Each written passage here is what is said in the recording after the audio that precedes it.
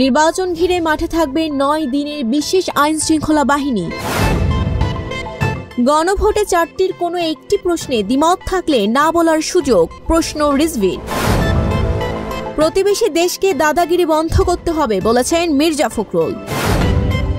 পুলিশি হেফাজতে থাকা আসামির বক্তব্য প্রচার করায় আরএমপি কমিশনারকে আদালতে তলব।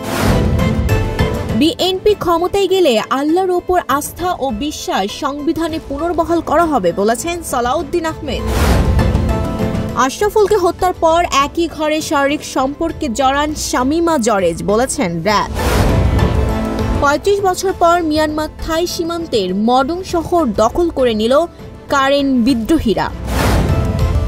হুথিদের হামলা বন্ধের আহ্বান জাতিসংঘ নিরাপত্তা পরিষদের।